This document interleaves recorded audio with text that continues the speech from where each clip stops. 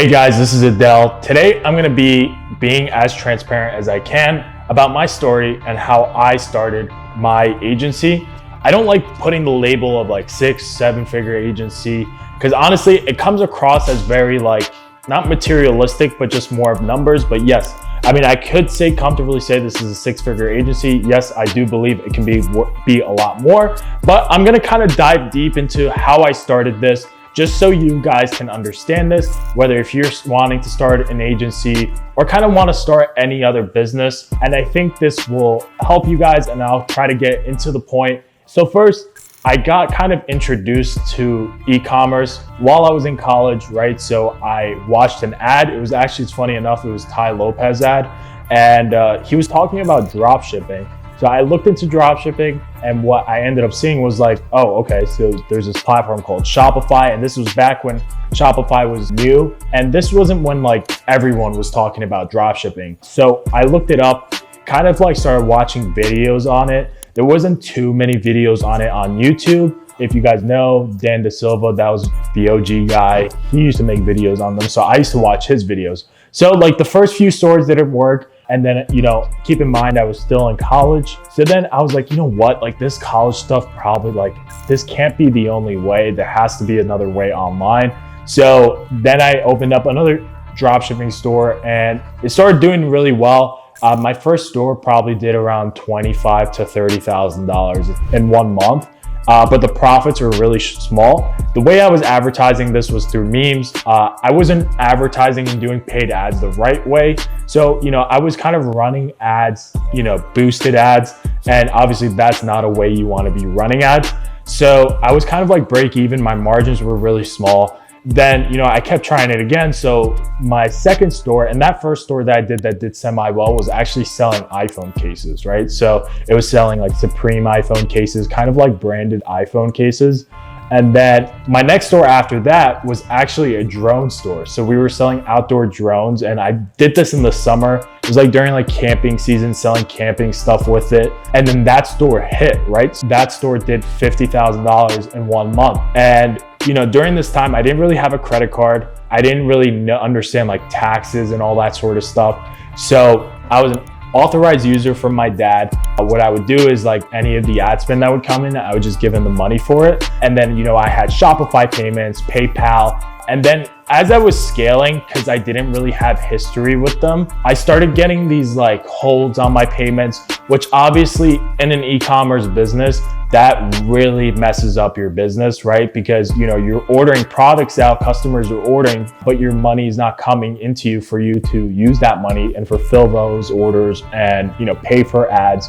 So at that point, I kind of got really nervous with this. So I was like, you know what, let me pause it and continue this maybe later on, or like start ordering products. So during that time, I then made another store. I got into the jewelry niche, and then that was when I had like one of my biggest months ever. So we did like $110,000 in sales, bigger profit margins. And keep in mind, I'm still going to school full time at this point. Obviously, as a first generation, graduating from school was super, super important for my family and for me as well. But what I ended up using that money for was paying for college tuition.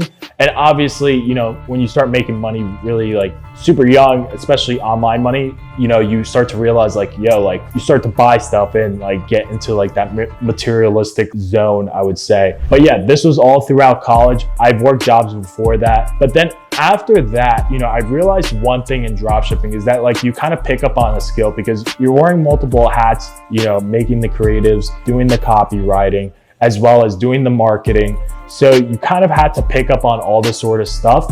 And then you kind of pick where you gravitate towards, right? So I like the advertising part just because of like advertising on Facebook and Meta. I went through so many issues as, being an e-com owner. I bet a bunch of you guys have also as well.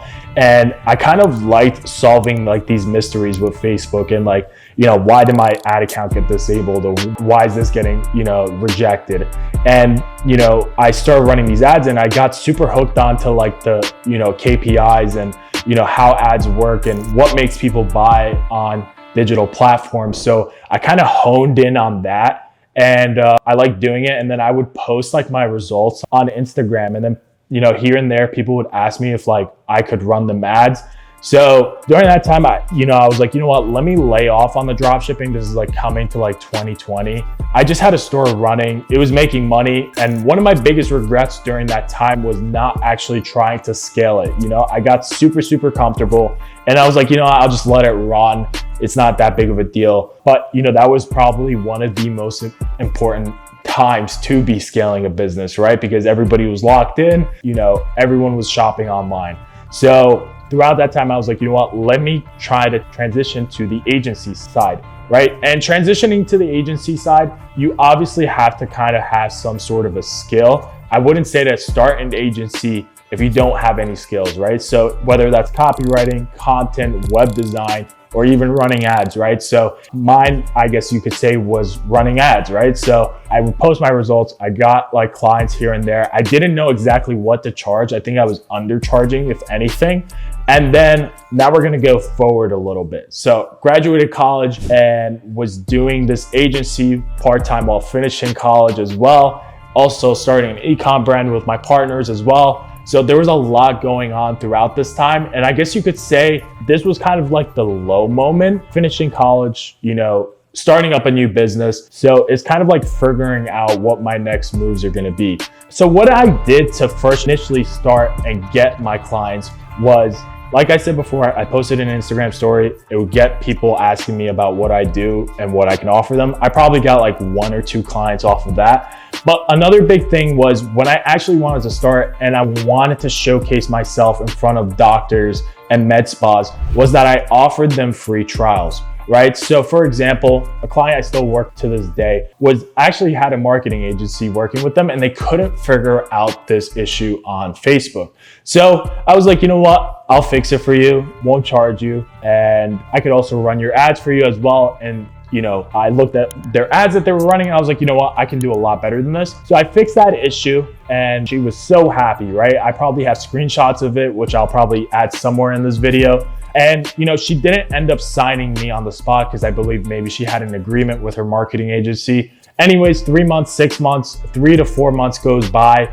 I get a text message from that client saying, hey, are you still running ads? I'd love to work with you. And sign that client that day. From then on, I never really ran paid ads to acquire clients. It's all been kind of referral based business, right? So if you do good work, obviously the word goes around, and word of mouth marketing is probably the best marketing, right? Especially if you have a trusted friend that tells you, hey, this pizza spot's really good. Most likely you're gonna go try that place out just because that's a friend of yours that you value their decisions and what they think about places, right? So my clients would go either tell their other friends that run businesses and about me, and then I'd be able to do that. And one of the key things that I'm able to be super transparent with my clients, right? If I don't think I can improve their ads, I'll tell them like, hey, this is probably what your agency is doing. This is how you can cut costs. Maybe you could do this instead of doing that, but I don't really think I can offer you too much value. Or if I actually think I can improve their results,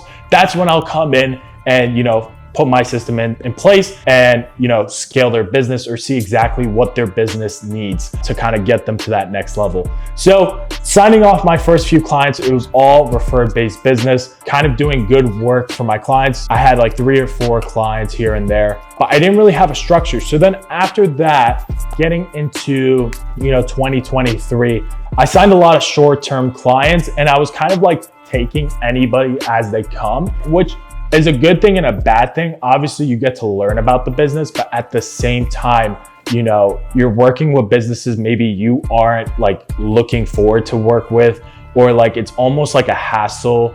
They'll text message you every single second of the day asking you, where's this, where's that? And it's kind of, you almost feel like you're almost being an assistant to that position. So one thing I've learned along the way was picking and choosing who I want to work with, right? So earlier on, obviously I would be like, you know what, it's money at the end of the day. I'm gonna bring these clients in, obviously get them what they want, right? So at the end of the day, you have to protect your sane, you have to protect your time, right? Because that is your most valuable asset. So obviously, if you don't think that you can improve a business, or you really don't like the vibe that they're giving off, you don't have to work with them, right? So I think it's better to choose clients that you like working with, that you tell them like, hey, here's how I work, and they're super comfortable with it, right? And once you can do your job, obviously you're in and out, obviously you're working with them, and you want to build a long-term relationship with them. So that is definitely something I've learned across, running a marketing agency. And another thing that also helped me throughout this process was starting off dropshipping, guys. So when I started off dropshipping, I kind of learned all the basics on how to do this stuff. So obviously working with different businesses, you learn more stuff that maybe you can apply onto your own businesses. So like I was saying, my focus was not on quantity, it was focusing on the quality of work and the quality of my clients. And, I work with a wide range of different businesses like info products, as well as e-commerce brands, and as well as lead generated businesses, right? Obviously that could be a lot. People say to focus on one niche. I kind of disagree to agree, kind of in the middle of that. Like I think if you can apply value to multiple of these businesses, which at the end of the day, they kind of fall under the same foundations, right? Whether it's paid ads, systems, emails, all that sort of stuff, they all kind of need the same thing, right? Obviously the businesses are different, but I understand that. So I can provide value to those businesses.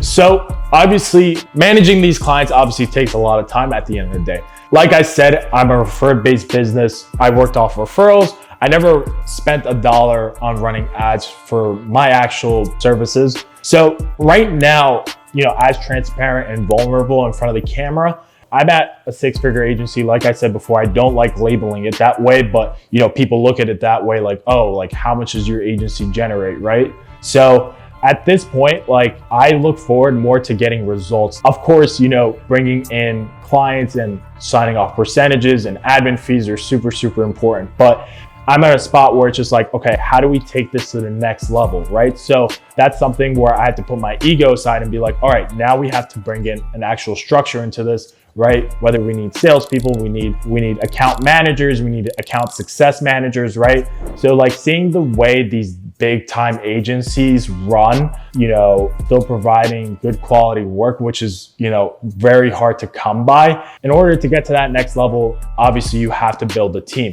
So I'm the bottleneck of my business. Everything comes down to me, right? I have to answer the emails, I get back to the clients. So I need to make sure that those other parts of the business are also handled. So I'm at a point right now, it's 2025. I need to figure out how to do that and fix those problems. So that's currently what I'm working on. And that was kind of my stage on how I got started in a social media marketing agency. I don't even like calling it that term, but I would say more of a growth partner, and how I started and got introduced into this field and where I'm at now. I love my business. I love working with a bunch of different business owners, coming from, the e-com side, coming from the online, coaching side, to coming to your everyday plastic surgeons and doctors and generating them business with this, new cool stuff on running ads, right? So, work and grow with these businesses, and you definitely learn a lot. But just coming back to this, if you're an agency owner and you're kind of in a similar position, running everything yourself, you kind of have to learn how to delegate things and,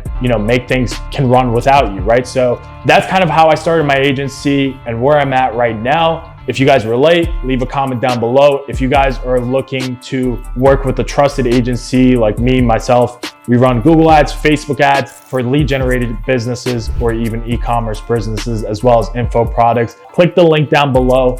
As well, guys, like this video and comment down below what other type of videos you guys would like to see. I'm getting now back into the groove of making YouTube content, guys. I stepped away for a little bit just to focus this on the businesses that I have at this point. But yeah, now getting back into content, and let me know what kind of videos you guys want to see. Maybe if you guys want to kind of see a day in the life, videos of me meeting with clients, that type of stuff, guys. But yeah, subscribe down below, guys. Make sure you like this video, and I'll catch you guys in the next one. Peace.